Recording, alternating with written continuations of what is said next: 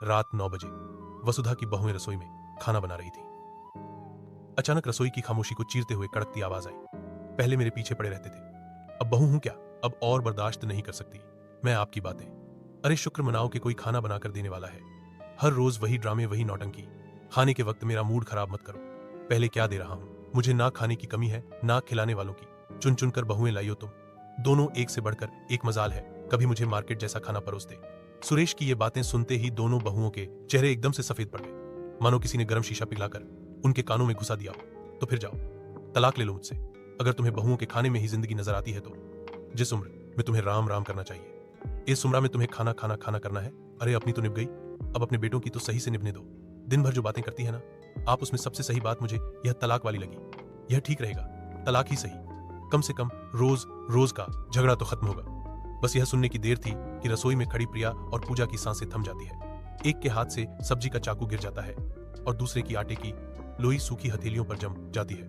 ये बाबूजी फिर से शुरू, राजमा चावल मिक्स वेज। मम्मी हमारे साइड भी तो ले रही है। तुम फिक्र मत करो पूजा, मैं जब इस घर में ब्याह कर आई थी ना, तब से इस घर में खाने को लेकर रोज कलेश होता था। फिर जाकर तुम्हें लेकर आया गया कि शहर से आई बहू अगर मन मुताबिक खाना नहीं बना पा रही है तो हो सकता है गांव के पास रहने वाली बहू बना दे। अब तुमने भी बनाकर ट्राई कर लिया ना। मुझे तो लगता है इन लोगों को आदत हो गई है कमी निकालने की। चलो देखते हैं क्या हो रहा है बाहर। प्रिया और पूजा के साथ नील और निखिल भी अपने अपने कमरे से बाहर आते हैं। आप भी क्या मम्मी पापा को कह रही है, इसमें पापा की क्या गलती। आपको कुछ बाहर से मंगवा दूं क्या पापा, मैं भी आपके लिए छोले भटूरे मंगवा देता हूँ, वही शौक से खाते हैं ना पापा। रुकिए 2 मिनट में पार्सल आ जाएगा, तुम्हारे लिए भी कुछ ऑर्डर कर दूं क्या मम्मी, इडली तो शौक से खाती हो आप। अरे बेटा पर बहुएं पहले से खाने की तैयारी कर रही है, अच्छा इडली और कुछ मंगवा दे साथ में, वरना फिर 400-500 तक नहीं पहुंचा तो खाने के डिलीवरी चार्जेस लेंगे वो लोग। 15-20 मिनट के बाद सुरेश और रेनू का खाना बाहर से आता है। सभी के साथ ना खाकर रेनू अपने खाने का प्लेट लेकर कमरे में चली जाती है। अब तुम सब घर का खाना खाओगे और मैं बाहर का, वो भी तुम्हारे सामने, तो अच्छा तो नहीं लगेगा ना बाहू। पर क्या करूं, अब मंगवा ही लिया है, खाना नहीं खेलने तो बर्बाद भी नहीं कर सकती। तुम सब साथ में खाओ, मैं अंदर तुम्हारे पापा जी के पास जाती हूँ, वरना उनका मूड मैंने ठीक नहीं किया ना तो अब कल सुबह भी तमतमाते हुए आएंगे। और आराम से कमरे में जाकर डोसा और इडली का लुत्फ रेनू उठाने लगती है। फिर से आपने सभी के सामने मुझे बुरा ठहरा दिया। बहुएं क्या सोचती होंगी, कैसा ससुर हूं मैं। अरे तो क्या फर्क पड़ता है, ऐसे भी आपके मन में यही बातें रहती है ना, तो मैंने सामने ला दी, उससे फायदा ही हुआ ना। अब आपके साथ मुझे भी बाहर का खाना खाने मिल रहा है। यह थी सुरेश और रेनू की गठबंधन की सरकार, जहां दोनों आए दिन घर के खाने के स्वाद को लेकर कलेश कर लेते। रेनू बहू का पक्ष लेकर अपने पति के खिलाफ खड़ी हो जाती और इस लड़ाई को शांत करने के लिए आखिर में हार के बेटों को बाहर से खाना मंगवाना ही पड़ता। अगली सुबह अपने सर पर पल्ला रखे पूजा अपनी सास के कमरे में आती है। मैं जो कुछ भी बना रही हूँ बाबूजी को अच्छा नहीं लग रहा माँ जी, अब आप ही बताइए नाश्ते में क्या बना लूं ऐसा जो बाबूजी को पसंद हो। अरे यह कोई उम्र है बेटा तेल मसाले की चीजों को खाने की, पर क्या करें तेरे ससुर जी सुनता ही नहीं है। आह तू एक काम कर, नाश्ते में समोसे कचौड़ी बना ले, और मीठे में अगर रसगुल्ले हो पाएंगे तो ठीक है, नहीं तो इमरती भी चलेगी। मुझे लगता है यह मिल गया ना तो तेरे बाबूजी खुश हो जाएंगे। अपनी सास की बात सुनकर खुशी खुशी रसोई में जाकर पूजा समोसे कचौड़ी और इमरती की तैयारियों में लग जाती है। आ गई ना तुम भी झांसे में। मैंने भी इस तरह कई दिनों तक समोसे कचौड़ियां बनाई। फिर उसके बाद पापा जी की एक और फरमाइश आई पूरियों की। दिन रात सुबह शाम बस पूरी। इतने वक्त तेल मसाले का खाना खाने के कारण पापा जी की तबीयत बिगड़ गई, और फिर क्लास किसकी लगी, मेरी, और इस कारण पूरे 2 महीने तुम्हारे जेठ जी ने मुझसे बात नहीं की थी। ये आप क्या बोल रही है भाभी। पर माँ जी से मैंने पूछा, उन्होंने खुद कहा कि समोसे कचौरियां बना लो। अब उनकी बात मैं काट दूंगी तो अच्छा नहीं लगेगा ना, एक बार बनाकर देखती हूँ, हो सकता है बाबूजी का मूड ठीक हो जाए। पूजा देसी मसाले को कूट कूट कर स्वादिष्ट समोसे कचौरियां और मीठे में इमरती तैयार करती है। रसोई में छन रहे समोसे की खुशबू पूरे घर में फैल चुकी थी। ये आज किस चीज का प्रोग्राम है, क्या बन रहा है किचन में। पूजा समोसे कचौड़ियां और इमरती बना रही है। बताओ फिर 15 में तो समोसा आ जाता है, ऑनलाइन ऑर्डर कर देता मैं। अरे क्या जरूरत थी इतना अडंगा करने की, पिछले 2 घंटे से हो गई किचन में वो। वही तो बात है ना नील जी, पहली बात तो तेल मसाले का खाना खाना नहीं चाहिए, और वो भी बाहर का तेल। उस तेल में पता नहीं कितनी बार समोसे तले गए होंगे। सभी की सेहत का ख्याल रखते हुए सरसों तेल में पूजा समोसे कचौड़ियां बना रही है। तभी हाथ में ट्रे लिए पूजा रसोई से बाहर आती है। लीजिए आ गई पूजा। पूजा सभी को नाश्ता परोसती है। सुरेश समोसे उठाकर जैसे ही पहली बाइट लेता है, देखा रेनू जी, मैं कहता था ना गांव से लड़की को लेकर आएंगे तो हाथ में स्वाद लेकर आएगी। वाह वाह क्या स्वाद और कुरकुरे समोसे बनाए बहू, मजा आ गया भाई, मजा गया। इसे कहते हैं नाश्ता। देख रहे हो प्रिया बहू, हर चीज में लहसुन प्याज डालने से स्वाद नहीं आता। लहसुन प्याज तो उस खाने में भी रहता है पापा जी जो आप बाहर से मंगवाते हैं, वैसे इसमें भी है, पर फिलहाल अब कुछ समझ नहीं आएगा। अब तेरे पापा जी को पसंद आ गया तब कोई दिक्कत नहीं है बहू। आप अभी बता दीजिए दोपहर में क्या खाएंगे। वरना बेकार में ये बहुएं दाल चावल बनाकर परेशान हो जाएंगी। मेरे लिए तो मुलायम मुलायम पूरियां बना देना बहू, और साथ में आलू की तली हुई सब्जी। इनके लिए तू आटा गुथेगी, ना तो मेरे लिए चावल बना लेना, मैं वही खा लूंगी। ये तो बिल्कुल वैसे ही हो रहा है जैसा प्रिया भाभी ने बताया था। और इस तरह फिर से प्रिया के ससुराल में तेल की तली हुई पूरियों का सिलसिला शुरू हो जाता है। 5 दिन बाद रेनू रसोई में आती है और अपनी बहुओं से कहती है, माँ क्या कह रही थी, तेरे पापा जी के लिए तो तुम लोग पूरियां बनाओगी हैं? तो कढ़ाई चढ़ा ही रही है तो मेरे लिए भटूरे तल देना। वो क्या है ना, भटूरे और आसान पड़ेंगे बनाने को, बड़े दिनों से मैदा लाकर रखा हुआ है, इस्तेमाल ही नहीं हो रहा, इसी बहाने इस्तेमाल हो जाएगा। यह कहकर रेनू तो रसोई से चली जाती है और पूजा प्रिया एक दूसरे को देखती रह जाती है। यह तो बहुत गलत हो रहा है भाभी, इस तरह तीनों वक्त सभी तेल का तला हुआ खाना खाएंगे तो तबीयत बिगड़ जाएगी। तो जाकर समझा लो ना तुम। मैंने इडली, डोसा, ढोकला, चीला क्या कुछ बनाकर ट्राई नहीं किया कि किसी और चीज में तो इन लोगों को स्वाद आ जाए।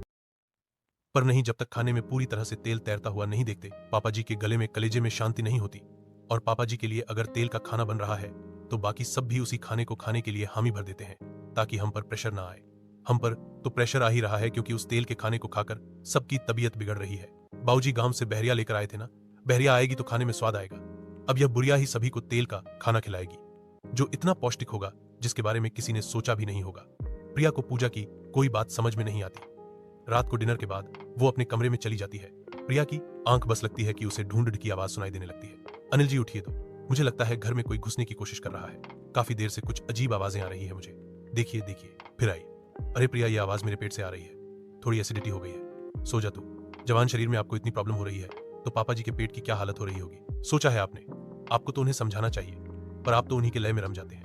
अरे तो जिस बाप ने बचपन से मेरी सारी जरूरतें पूरी की, मेरी सारी ख्वाहिशों का ध्यान रखा, उनकी छोटी सी ख्वाहिश भी मैं पूरी ना करूं, तुम्हें कल से कुछ करने की जरूरत नहीं है। मैं अपने पापा के लिए जो भी उन्हें खाना होगा रेस्टोरेंट से मंगवा दिया करूंगा। अगली सुबह प्रिया जब अपनी रसोई में जाती है, अपनी देवरानी को घी निकालता देखती है। रसोई में हर तरफ आटा बिखरा पड़ा है। तुम घी निकाल रही हो और ये आलू उबालने के लिए क्यों चढ़े हुए हैं? ऐसा क्या बना रही हो तुम? तुम्हें पता तो है पापा जी फ्राइड आलू ही खाते हैं, उसके लिए आलू उबालने की जरूरत नहीं पड़ती। आज मैं कुछ ऐसा बनाने वाली हूं भाभी जिसे खाकर मुझे पूरा भरोसा है पापा जी तेल मसाले के खाने को खाना छोड़ देंगे, क्योंकि इस खाने में उन्हें वो सब मिल जाएगा जो वो चाहते हैं और उनकी तबीयत भी नहीं बिगड़ेगी। आज मैं बनाऊंगी उनके लिए घी वाले लिट्टी चोखा। लिट्टी चोखा पर यह कैसे बनता है? हमारे गांव में हर प्रोग्राम में, शादी ब्याह में, बीमारों के मुंह का स्वाद बदलने हर अवसर पर यही बनता था। अब गांव का लिट्टी चोखा ही हमारे घर वालों की तबीयत और हम दोनों की जान बचा सकता है भाभी। दोनों देवरानी जेठानी लग जाती है लिट्टी चोखा बनाने की प्रिपरेशन में। इसके लिए सबसे पहले वो दोनों अपने घर के बाहर एक भट्टी तैयार करती है जिसे देखने आज पड़ोसी के लोग भी आते हैं। अरे पूजा बेटा, अब लगाना तू गांव से आई है, कुछ अलग बना रही है, लगता है हमें भी खिलाना। जो कुछ बन रहा है पूरे मोहल्ले के लिए बन रहा है। आंटी जी आपको फिक्र करने की जरूरत नहीं है, हाँ बस थोड़ी मेहनत करनी पड़ेगी। अगर सभी मिलकर लिट्टी ना सेके तो लिट्टी खाने का मजा नहीं आता। अब एक टाइम का खाना बनाने का काम बच जाता है, इसलिए हर घर से 1-2 मेंबर बाहर आकर इस काम में लग जाता है। कहीं लड़के उबले आलूओं को छील रहे थे, कहीं औरतें नमक अजवाइन डालकर नरम आटा गूंथ रही थी। तभी सुरेश और रेनू घर से बाहर आते हैं। हमारे घर से यह प्रोग्राम हो रहा है और मुझे नहीं पता। बताओ तो, वह तो अंदर आवाज आ रही थी तो सुनकर बाहर आ गया मैं। अब भट्टी सुल गई है तो भट्टी में सेकने का काम मैं करूंगा। बचपन में भट्टी में कई रोटियां सेकी है मैंने, पर यहां पर रोटी नहीं सेकनी पापा जी। आपको भरावन तैयार करना है, अदरक, लहसुन, प्याज, सत्तू, धनिया पत्ता, नींबू का रस। अरे बस बस, क्या करना है मैं समझ गया। अब तुमने जो बताया उससे भी 10 गुना स्वादिष्ट बना दूंगा मैं भरावन अपनी तकनीक से। तो फिर चोखा मैं तैयार कर देती हूँ। बैंगन और आलू का चोखा मुझसे अच्छा कोई बना ही नहीं सकता, यह मेरी गारंटी। पूरी कॉलोनी एक साथ मिलकर लिट्टी चोखा बनाने में लग जाती है। नाश्ते का वक्त निकल चुका था पर काम अभी भी जारी था। यह तो काफी देर हो गई पूजा, नाश्ते का वक्त निकल गया है।